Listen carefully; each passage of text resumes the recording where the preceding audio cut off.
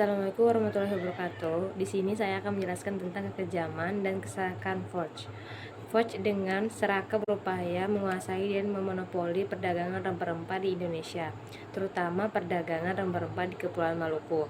Dalam upaya untuk memonopoli perdagangan ini, Foch melakukan berbagai kekejaman seperti pelayaran honongi yang menghancurkan tanaman rempah-rempah rakyat, melancarkan peperangan untuk menaklukkan kekerajaan di Nusantara yang melawan Foch, serta melakukan serangan kepada perdagangan persaingan dari negara Eropa lainnya. Foch atau singkatan dari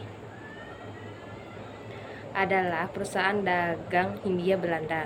Foch memaksa monopoli ke semua kerajaan yang dituduhkan atau dibantu Belanda, yang melarang mereka untuk berdagang dengan negara lain selain dengan Foch.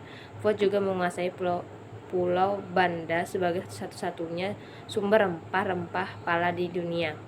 Dengan monopoli yang sangat ketat ini, Foch berhasil meraup keuntungan berlimpah-limpah. Monopoli ini juga melemahkan kerajaan di Nusantara dan membuat mereka tergantung secara ekonomi pada Belanda.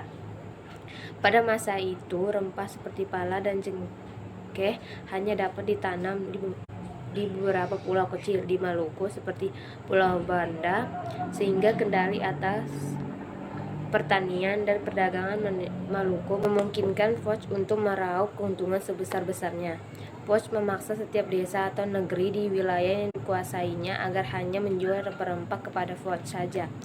Negeri yang melanggar dan melakukan perdagangan bebas dengan perdagangan dari negara lain seperti Inggris akan ditindak oleh COC dengan cara yang disebut pelayaran hongi. Desa yang melawan akan dihancurkan ladang rempah-rempahnya, lahan pertaniannya dibakar, dan para penduduknya dibunuh. Pelayaran hongi ini mengakibatkan tewasnya sebagian besar penduduk di Pulau Banda. Dengan pelayaran hongi ini, Belanda bisa memonopoli perdagangan rempah-rempah karena para penduduk tidak berani menjual ke perdagangan selain Foch. Dalam upaya menguasai perdagangan rempah-rempah, maka Foch melakukan serangan dan menaklukkan pusat perdagangan dan kerajaan-kerajaan di Nusantara seperti Jayakarta pada tahun 1919, Makassar pada tahun 1966 hingga 1969, dan Banten pada tahun 1680. Foch juga bertindak tegas kepada para pesaingnya dari pedagang negara lain di Eropa seperti Portugis dan Inggris. Pada tahun 1944, Foch menaklukkan kota Malaka dari Portugis karena kota itu mengancam perdagangan yang berbasis di Batavia. Foch juga mengusir Portugis dari Maluku dan membatasi wilayah kekuasaan Portugis hingga hanya tersisa di Flores dan timur saja. Foch juga mengusir pesaingnya yang berasal dari